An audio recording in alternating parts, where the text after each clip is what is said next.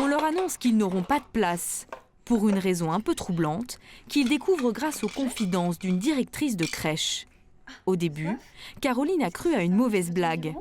S'ils n'ont aucune chance, c'est parce que leur fille est mal née. Et en fait, elle nous expliquait que l'enfant, étant né au mois de décembre, il ne prenait pas les enfants qui sont nés au mois de novembre ou au mois de décembre. Pourquoi ? Un enfant de 9 mois est trop grand pour le groupe des petits et trop petit pour le groupe des moyens. Scandalisé, le couple décide de ne pas en rester là. Ils écrivent au maire de la ville et au maire de leur arrondissement en leur indiquant qu'ils iront jusqu'à prévenir la presse s'il le faut. Les courriers sont musclés.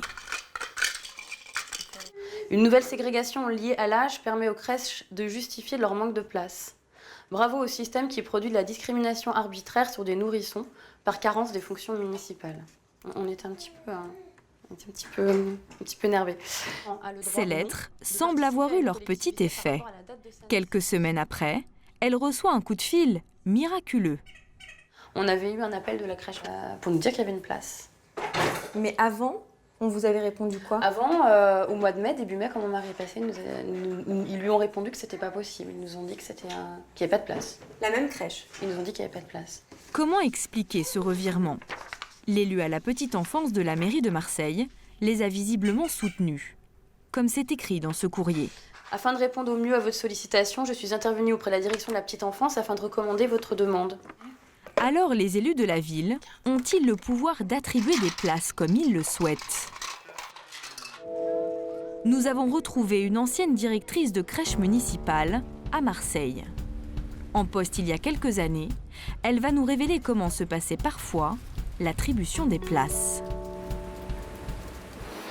Alors il arrivait d'avoir des appels donc, de la direction, du cabinet du maire, pour prendre telle ou telle famille. Quand on nous disait, bonjour, ça vient, voilà, j'ai une demande là pour telle famille et ça vient du cabinet du maire, voilà, il n'y avait pas à discuter.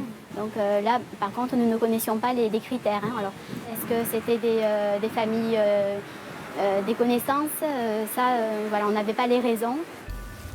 La mairie imposait donc des familles à la directrice qui s'exécutaient. Nous appelions les familles pour leur dire qu'ils avaient eu une place en crèche, naturellement, comme si on ne nous avait pas appelés. Et ces attributions quelque peu arbitraires ne la choquaient même plus.